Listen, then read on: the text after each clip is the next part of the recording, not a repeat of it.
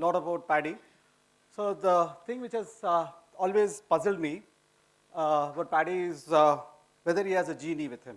Okay, so in the sense he is not one person, but he has two people. Somebody is actually writing books, and somebody else is writing papers. Okay, so this is something which I really don't know, but hopefully he will tell me on Friday. Okay, so I'll get to know that. Fine. Okay, so what I'm going to talk to you in the next 20 minutes or so is something which I've been doing with mostly my postdocs, and these are the list of papers. This is basically after Paddy with Sanved actually started working on it some time back, maybe 6 years back, to basically look at black hole degrees of freedom and see whether one can use the fluid gravity correspondence and use this to understand some black hole degrees of freedom. That's basically what we are interested in, and the aim is to see whether one can actually go ahead using this fluid gravity correspondence than what black hole thermodynamics has actually taught us. Okay, so the first thing which we have been facing with the black hole thermodynamics is this what Carlip refers to as problem of universality. So the thing is, we are asking a question which has been, how does the black hole entropy fit into the standard view of statistical origin? And we also know that there are subleading corrections to the black hole entropy. In the sense, for large black holes, we should get back to the Bekenstein-Hawking entropy, and there should be some power law corrections or law corrections, depending on which theory you're looking at, and we get some corrections to it. So there is no reason to expect that the black hole entropy or the Bekenstein-Hawking entropy is the correct description. Okay. Now, one of the things which we have been working about, or question is whether the degrees of freedom that lead to the black hole entropy and its corrections are identical or different. That is also something which we don't know. Fine. Okay. But the thing is, there have been lots of approaches starting from bottom up and top down, and several of these approaches actually give you maneuver around and try to give you the Bekenstein-Hawking entropy. Okay. So the question is, these are all different counting states, different if you want to call it as atoms, in what Paddy has been calling these days, atoms of space-time. So there are different descriptions, microscopic descriptions, but all of them seems to give you a Bekenstein-Hawking entropy, which is A by 4. Okay, many of these will require a fine-tuning of the cutoff, but many of these other approaches, bottom-up approaches, already has a Planck scale, so we should be able to give you this. So the question is, can we address this problem of universality completely from a microscopic description that is slightly different than what we have been using, basically coming from something else? Okay, so that's where this horizon fluid correspondence comes in. But we hope that it will actually come in handy. So the original calculation was done by Damore. That was his PhD thesis, and actually it has been extended by Paddy in 2011, and then with Sanved and Paddy in 2012.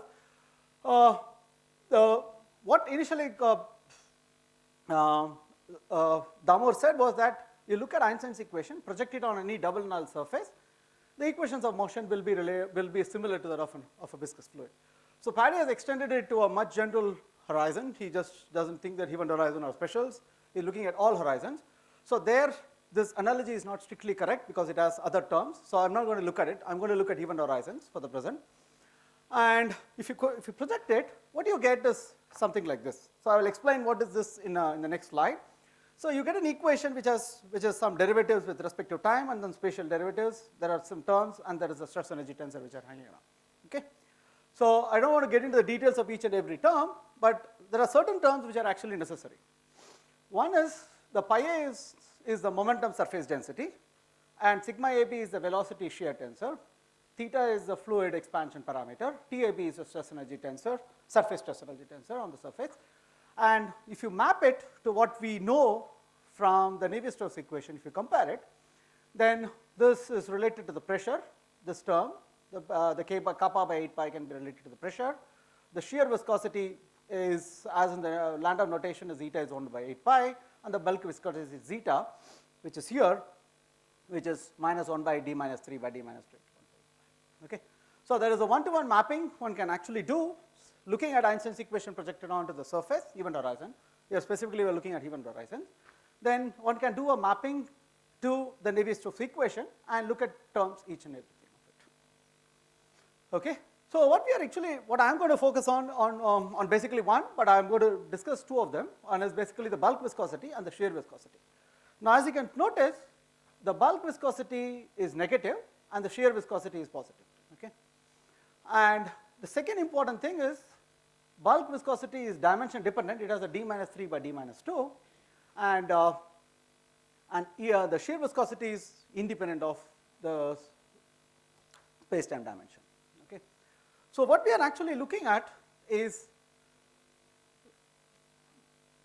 to understand whether one can get some phenomenological understanding of why does the bulk viscosity is negative and why does the shear viscosity is positive, and why is it that shear viscosity is dimension independent and why the bulk viscosity is dimension dependent. That's basically what we are actually using, and we are hoping that this will help us in understanding some black hole degrees of freedom, which I'll explain at the end of the talk. Okay? So to go about doing it, first we have to understand relations, how this fluid on the surface actually is related. First is that constraint, which is basically the pressure and the kappa. So that will automatically give us a relation between the pressure and the temperature, and TH is the horizon temperature. So here is where the H cross comes in. There is a semi-classical physics. Now, for the Schwarzschild, this is actually related to the black hole mechanics. Fine. Now, the second relation, which we are actually showing it here, is actually applicable for Kerr-Neumann black holes. This is an old paper by Devian Bray, Naresh, and Chelladurai is also there. So there was an original long time they were actually looking at what are the energy conditions which is satisfied, and they actually showed that this energy relation, one can actually use the results and show that this can be applicable to any fluid, and this is the relation which they got. This is applicable for any, even for the Kerr-Neumann. This is for the Kerr-Neumann black holes actually. So this is the second relation which we are using. If the details I can actually do when at the end of the talk. Okay. So we have two relations. These are basically macroscopic quantities. One is the pressure, which is related to the temperature, and this is energy, which is related to the area and the temperature. Okay. So we have pressure, temperature, area, energy, and area. These are actually not independent because they are constrained. Now one can relate pressure with respect to energy and area by this relation. What I am doing right now is all GR. We are not looking at any corrections to it, which I'll mention it at the end of the talk. Okay. So the fluid which we are actually looking at is a very strange fluid. The bulk viscosity is negative and the shear viscosity is positive. Okay. Okay. Usually viscosities are positive quantities. So the negative viscosity tells us something strange happening. It's like specific heat, for instance. So we are trying to look at why it is negative and whether we actually can get a fundamental understanding of statistical mechanical understanding of why the bulk viscosity is negative, and we also can actually come up with an understanding of why the shear viscosity is positive. And hopefully that will give us some idea of how to proceed, how to go about the degrees of freedom. Okay, so within fluid mechanics, we cannot actually calculate any of these parameters, like because they are like transport coefficients, the flux and susceptibilities. One cannot actually do this because the transport coefficients are fluxes of the thermodynamic quantities, and susceptibilities are changes in the local variables. We are actually looking at only macroscopic quantities. Fine. So how do we go about doing it? Okay. So I've just given a cartoon picture of what we are actually trying to do. Okay. So we have this side, which is basically the black holes with semi-classical gravity, which leads to the black hole thermodynamics, and near horizon thermodynamics leads to fluid mechanics. And we are asking how do we actually use the fluid degrees of freedom to look at what are the black hole degrees of freedom. Basically, that's what we are actually asking. And we want to have a statistical mechanical description using the fluids so that we will actually look at what happens in the black holes. That's basically what we are interested in. Okay. So the procedure, I'm just going to outline the procedure. Okay. So what we are actually using is a standard one which is used in fluctuation-dissipation, which is called the Green-Kubo relations. We are using the Green-Kubo relations applying to fluids. So what we are going to do is we construct a thermodynamic potential for the fluid horizon and identify the relevant macroscopic variables. The relevant macroscopic variables are pressure, volume in the sense of area, energy, and temperature. These are the macroscopic quantities which we are interested in, and we are trying to construct a thermodynamic potential, and the thermodynamic potential has to be minima on the horizon. And we are going to look at fluctuations of this variable. Some variable which I'll be looking at basically is the number of particles in the fluid, and subject to the condition that they take place around the minimum of this potential, which is phi is the potential. Use the thermodynamic relations for the horizon fluid to construct a theory of fluctuations. Basically, we are looking at fluctuation dissipation These are linear relations. So once we know how does the fluctuation dissipation of certain variables goes, we can calculate them and determine the transport coefficients. So that is what we are actually looking at. Now, the one advantage why we want to do a fluctuation dissipation are in the sense of this is nearly model independent, in the sense we don't really need to provide any microscopic physics. We only have to keep everything within the number of particles, area, those are basically the quantities which we are interested in, and use it and then calculate it. Okay. So how do we go about calculating this? So as I mentioned earlier, we use the Green-Kubo relations to evaluate the coefficients of the horizon fluid. And as I mentioned earlier, we are looking at no fundamental field underlying the horizon fluid. Approach is purely phenomenological. The fluctuations about this horizon is treated as Maxwell-Boltzmann statistics. This is still a contentious issue why it should be a Maxwell-Boltzmann, but this is an assumption which we are actually used, and that is what we are proceeding with. Okay. And we are using the standard fluctuation dissipation analysis. The zeta is basically some coefficient which will actually relate it to the current. The current in this case, for our case, will be related to the volume, which is nothing but the area, and change in the pressure, which is basically because of the fluctuations. The change in the area, change in the pressure times volume. One can use the horizon constraint, these two constraints which I've used, and substitute it and calculate what is the fluctuations in the number of particles of the fluid. We don't know what is the number of particles of the fluid, but we can always obtain, saying that if they satisfy equipartition relation, then how do we can actually relate everything else? Okay, fine. Once we have that, then the only question, okay, I missed one point. So the only thing is, this is an integral which is minus infinity to plus infinity, and the integration should be done with respect to minus infinity to plus infinity. Okay. Now there is a theta of minus t which I have actually put it in, and so that needs an explanation. So what we have is a black hole. We are looking at a black hole, and this is basically the black hole, and we are looking at the horizon area. Now, as we know, if you want to describe the full black hole, we need to look at the full manifold, and what we have to impose usually is a teleological boundary condition has to be imposed onto the system. Okay, the teleological boundary condition is basically a future boundary condition. We have to impose it. Okay, and that is required to describe the horizon. Okay, now it has been done long back by Evans and Searles for a completely different reason. The reason was mostly to understand some fluids, but the fluids, ocean fluids, they were looking at anti-causal behavior and causal behavior for a normal fluids, and asking a question: what are the transport coefficients? How are the transport coefficients related if I calculate everything in a causal system and an anti-causal system? So what they found was that any calculation, if you do it in a causal behavior, calculate it, and calculate the anti-causal effect, do it. It is actually there is a minus factor which will be there. That's opposite of each other. Okay. Now that relation is very useful. They have done it for a very general system. Now we just apply it to our system and calculate for the horizon fluid the fact that this is a teleological boundary condition, so which is a future boundary condition, apply it to our system, and what you get is the zeta. I've gone through, I've removed all this thing, and integration, and there is an omega which will be the minimum energy which is required for the system for the slowest possible energy fluctuation which is possible. So the omega is actually crucial, which will come back to it. So now we impose the Maxwell-Boltzmann statistics for the fluctuations. Then what we get is a relation between zeta, which is basically the viscosity. Please remember there is a minus factor which is there, kBt 4 times omega. Okay. Now the question is, what do you do with this relation? So now we have done a fluctuation dissipation of the horizon fluid and calculated all the effects, and now what we do with it? Okay, so the first thing which we want to highlight is that the zeta doesn't depend on any of those microscopic parameters which have actually, which is there in the system, which all cancels away. So what it depends on is basically the T, which is a macroscopic quantity.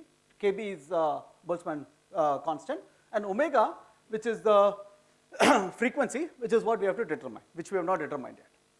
And zeta depends on the temperature and the lowest energy mode. These are the only things. Okay, so the question is, how do we calculate this omega? Okay, so the omega is basically is determined that what is the minimum area change because of this fluctuations, a minimum area change which will happen on the horizon, which is A to A plus D. These are the questions which we are asking. So you can calculate, translate it into delta E, which is proportional to delta A into T, and that will give you a omega, which will be related to, for a general, for a d-dimensional space, we can actually calculate what is omega. Now you just substitute back into this expression, then ask a question whether it will match, for what condition it will match. Then what we find is that this will match if this delta A is equal to 8 pi times Lp to the power of d minus 2. Okay. Now, so we have to ask a question. So what we have done is we have not introduced anything else except the semi-classical, the temperature, which is what we have used. Everything else is semi-classical. Otherwise, it's purely classical system. We have looked at fluctuations of the fluid and asked a question whether the fluctuations can give us some information about the transport coefficients. So what we got was that the fluxes, the transport coefficients is actually related to some omega, which is nothing but the change in the energy of the lowest of the change in the energy the system can experience, the lowest possible energy change. And that we related to the area of the horizon. And then we asked a question whether if you can substitute back into this, the temperature gets cancelled, the only thing which will remain is the delta A. And we are asking a question whether if this matches with this, what should be the condition on delta A. So the delta A minimum is related to the omega minimum, and what we fixed is that if you fix alpha to be 8 pi, which will fix everything else, then this delta A min is equal to 8 pi times Lp to the power of d minus 2. Okay. Now, people who have actually looked at the Bekenstein's original paper actually can figure it out that this is the minimum area which Bekenstein actually proposed, which was in 1971, where he showed that if you throw a particle and ask the question what should be the minimum area which should actually affect for the black hole change in the area. So this is, he did it for a 4-dimensional black hole, but this is for any arbitrary dimension. This is what the answer is. Fine. So what we have actually got, if I go back to the loop, is we are able to, so if you look at the calculation, the Bekenstein-Hawking entropy, so Bekenstein proposed the area quantization in a different methods as well, three methods, and all of them had the same form. The factors are slightly different by an order 1. It can be 8 pi times, let us call it as some other constant beta. So the beta can be varying of the order of 1, but otherwise it's always 8 pi times Lp to the power of d minus 2. He actually had different arguments, and all of them actually pointed out to the same area. And this is the horizon area quantization. So what we have got is, we are interested in asking whether from the fluid, can it give us some information about the black holes? So what we have been able to do is, if I calculate the fluctuations of the order parameter, and there is a minimum omega which is there, I'll come back to this mass gap in the next slide. And what we have got is that in order to match it to what we got, what the Damor calculation is, then it has to be, then it has to have a one-to-one mapping to the horizon area quantization. Okay, so this is a condition that has to be satisfied in order for the zeta, which we have actually calculated from the fluctuation-dissipation to the Damor's analysis. The Damor's analysis is purely phenomenological, in the sense macroscopic. What we have done is a phenomenological approach, and in order to match this and this, the only way it can be matched is to look at, this is true for any black holes for asymptotically flat. We have not done for asymptotically ADS or asymptotic DS, but asymptotic flat, this is true. The analysis is true. Okay, so then the question is, there are a few questions which are actually important. So what is this minimum omega or the minimum area which it actually tells us? Does it give us any information? Or the second question is, what does it actually tells us about the microscopic degrees of freedom? Okay. So what we have actually shown, we have also shown that this analysis can be extended to show that why the black holes have negative specific heat, because you can actually treat it again as a fluctuation dissipation and do the same calculation, and you can show that there is a CV is negative. Okay. So what we have been able to show is that there is a way out of this problem of universality, in the sense, just not by reproducing the black hole entropy or its corrections. One can also look at viscosities of this Damor-Navier-Stokes equation and see whether what kind of things will actually microscopic, or the delta A, for instance, what will actually match with the Damor's calculation. and see whether one can actually match it. Okay? So till now we have not gone into the level of what are the degrees of freedom, microscopic degrees of freedom. Still we are doing a phenomenological approach. Now the area quantization provides a way to relate the macroscopic to the microscopic degrees of freedom. That's what we have been able to show. So the next step is what is the degrees of freedom, microscopic degrees of freedom that the fluid will satisfy to get alpha is equal to 8 pi is something which we are actually working on. We have been able to extend it to Gauss-Bonnet gravity and see whether how does it been extended. So partly we have been able to calculate, but the fluctuation dissipation is still a problem. So in the sense we are not able to proceed. That's what we are actually trying to do. Now, one thing which we have been able to trying to connect it is there is a minimum mode which is there in the gravity, like in our calculation, that in the usual field theory language, it corresponds to the occurrence of a mass gap. The language of Yang-Mills, it's related to the confinement. Now, there is a KLT relations which relate the graviton amplitude to Yang-Mills amplitudes. Okay?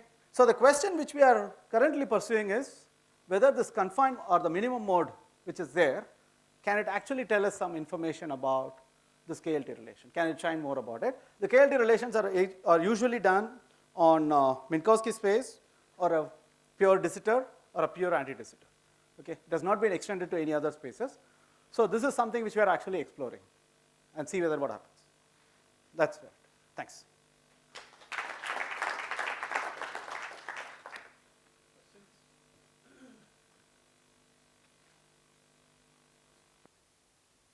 No questions.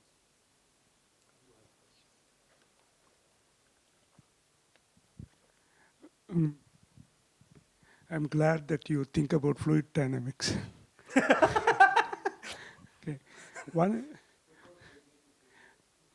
Yeah. So that's fine, but you had also the matter part, right? So these momentum, everything, all the variables are purely gravity. Yes. These are all related. Okay. So if I ask a question, what does the momentum actually corresponds to? I don't have an answer, and Paddy also have asked. Paddy also is breaking his head on this. What does it physically mean? You're asking. You can't speak for Paddy. No. I'm talking myself, and I've talked to him also about this. Yes, but we don't really have an understanding of which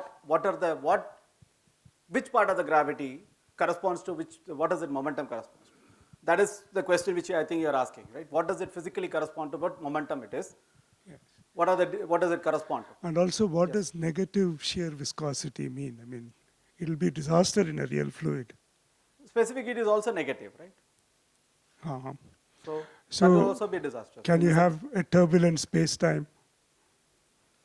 No. So the question is, but we know that if I have a black hole, the black hole is stable. In the sense we see these black holes here, right, in the universe. So then the question is whether one can have a fundamental understanding of what does the negative specific heat actually corresponds to. That's what we are actually interested in, whether there is a statistical mechanical understanding of this. So one way of actually what we have shown is that the future boundary condition, if you take it into account, then it corresponds to an anti-causal behavior. Then we can actually put it into our calculation and show that this is actually negative if you use that. That's what we have actually been able to show. So in that sense, yes, Paddy doesn't. Firstly, you should make a distinction between negative specific heat and negative viscosity. Negative viscosity, completely yes. different. They are completely different, yes. Things. Okay. Yes. And if you take any system in microcanonical ensemble, it can have negative specific heat. There is nothing very special to gravity in that sense. It is just that gravity has to be described in microcanonical rather than canonical, at least in some cases. Right. Then, when it comes to negative viscosity, everything you have said, I would have agreed until 1 week back. Last 1 week. No, that's what it is. Yes, there is always a twist. Yeah. Yes. Last 1 week, me and Sumanta has been working on this Damour-Navier-Stokes equation, whatever we have extended. It turns out that you can rewrite it in a different way, where both the viscous coefficients are positive. Okay. That I haven't seen. But no, even we have to see. Okay. We just have some preliminary result, but I think it is possible. Yeah, I'll show you how. Okay, that should be fine. There's always a spin. Yes. Now, following on Kandu's thing, are you imagining that the gravitational field is the fluid you are talking about? You are putting So- gravitational field as a fluid? And then Okay, so the thing is, mathematically, there is a similarity between Einstein's equation on the horizon to a Navier-Stokes equation. The question is whether one can use this mathematical similarity and extract some physical insight into it. That's what we are actually trying to do. Not just assuming that, oh, these are nice. It's like how Bekenstein, where he had this black hole mechanics, but he was asking a question whether one can make sense out of it as really physically. So we are not asking that such a level question. We are asking a question whether one can map the physical quantities and see whether it makes sense. No, how about what sort of equation of state such a fluid would have? Yeah, okay. So for a 4D black holes, the equation of state which satisfies is like a 2D ideal mass relativistic gas. We have been able to extend it to Gauss-Bonnet gravity, and it gives you corrections which are slightly different. In the sense, this is not that same thing. For the Gauss-Bonnet, if you can do the same mapping, which basically Paddy and group have actually done it. So they have actually looked at Gauss-Bonnet calculations effected on the horizon, and they get corrections to it. This is only for the GR case. I'm talking about for the complete GR, for 40. Okay, let's move on. So let's thank Shanky again. Next we have Tirth.